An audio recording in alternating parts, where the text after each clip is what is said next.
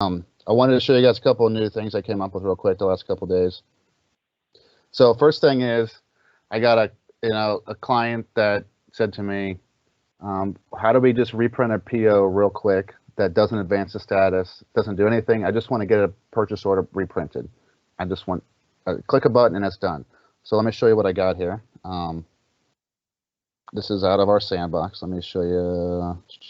Yeah, I feel like I get that question every time. Yeah, you didn't. They didn't want to click through data selection and all those screens, like 7 different screens. No. Well, I mean, that's what they're doing today, and they're we're trying to make it more efficient for them, and it gets obnoxious after a while. Then actually, I want to show you another orchestration after this that's kind of is obnoxious, solving that problem as well for something else. But we'll get to that. So this first one is I put a button here through the form extension, called it reprint PO. I'm calling a version of the R43500. Doesn't advance the status. All I'm doing here is I highlight any row I want. Let's say we'll do this one. Click the button, and I'll refresh my reports over here. Purchase order reprinted. You can see the date and time just right now, 6:15. Boom. All I had to do was hit that. It didn't advance the status or anything, and now we have a purchase order reprinted. It's the 277, which is the one that I selected over here. Let me show you here. 277 reprinted. Didn't advance the status. Didn't do anything except for reprint the purchase order. I don't have to go clicking through data selection or anything like that. It automatically gets it from the grid. Whoa, this is awesome. I bet every one of our clients could do something like this if it's either on the sales order side or the purchasing side. Yeah, one click. You're just one click and they get their document. Yeah, we could use that anywhere. So the button, you did a form extension, you said, right? That seems pretty. That's super helpful, super simple, right? And then you have the orchestration behind the scenes that must be a report request. That's essentially just calling a version of the batch job. Right. Yep. And it's gathering the data from the grid as data selection. So you can take the stuff. You can take the stuff in the grid and you pass it into the report request right from the grid. That's really cool. Yep. Yeah. I define the variables within the data selection. I don't want to get too technical, and that's how it's doing it. It's grabbing that data when I hit the button for the row I'm selecting, and it just reprints it. It's super simple. It's like an easy button. Exactly. It took me probably 30 minutes at the most. My cup of coffee was still warm when I finished it. Anthony, quick question there. Is that so? You said it was a report request. So basically, if I could tie any report and add a button to any specific form or almost any form I wanted to create something like this. Yeah, I could see this application or this, have an application on the sales order side. If you want to reprint an invoice or an acknowledgement. I mean, you can do all that through the menus, but why have to go through all those extra clicks when you can just do it something like this, just to reprint it without advancing the status? Work order, same thing, With an easy button. Exactly. All right, one more I want to show you guys. So, you guys have been consultants for quite a while now. How many of you use the Work Center? Quick question. Do you guys like the Work Center? Yep. No. I don't happily use the Work Center. Exactly. I mean, I have to use it, but I don't love training people on how to use it. Let's look at the Work Center here. So I have FastPath to WC. I'm clicking here. I'm looking at all these different things. Right now, I cleaned it out recently, but you can see if I wanted to look at this. I got all these different things here. If I wanted to go see a job aired out, I got to go find out what's in the Work Center. I don't know exactly. There's multiples of the same thing. I don't know what's going on here. It's not very easy to figure out. Those icons are from who knows when. and they're all it's smush. We can't see the dates. Yeah, no, I know. I've spent hours trying to go through here if I haven't kept it clean. Exactly. So highly searchable.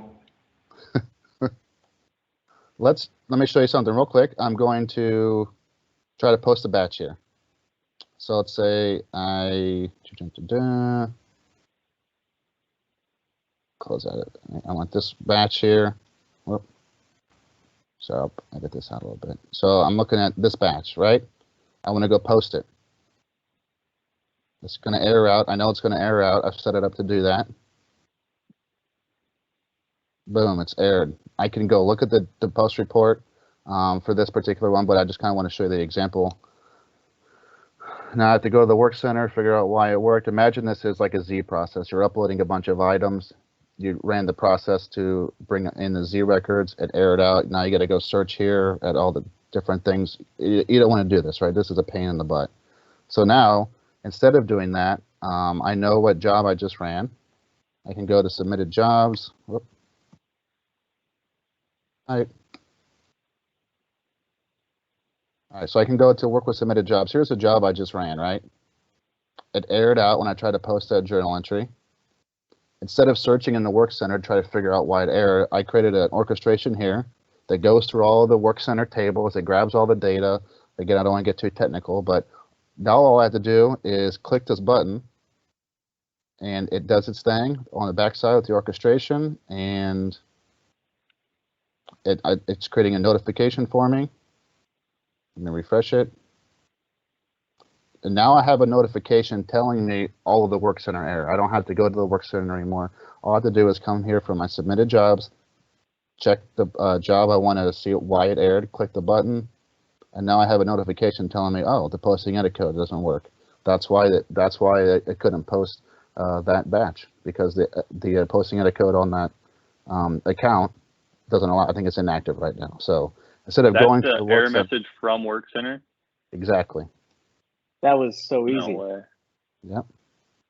No way. Okay, so you again put a button on the application using form extension, and you have your orchestration looking at the line and then finding that in the work center for us and returning the error message. Absolutely. It's using this job number here, and it's going to go search all those tables and pull in the data. I mean, that's a simple view of it, but there's a couple API calls in the background, which I don't want to get too technical, scare anybody off, but there's a way to do that. I mean, there's instead of going to the work center, now we can just easily create a notification or an email if you want an email, or you could even have this hooked into when you run the job, it sends an email to you instead of going to the work center. Hey, Anthony, quick question there. So for that specific error message, is the orchestration only looking for those error messages, or if I generate some other different type of error orchestration smart enough to call that? If it finished successfully, and if this doesn't work, I'll cut this out. But this ran successfully. The purchase order one we just looked at, it should tell me, yep, job finished successfully. That's awesome. So it did. So basically, what the orchestration is doing is looking for an error in the work center tables. If it doesn't find it, it means, well, it didn't error out, so it finished successfully. I think you just fixed the work center. I hope so. Yeah, seriously.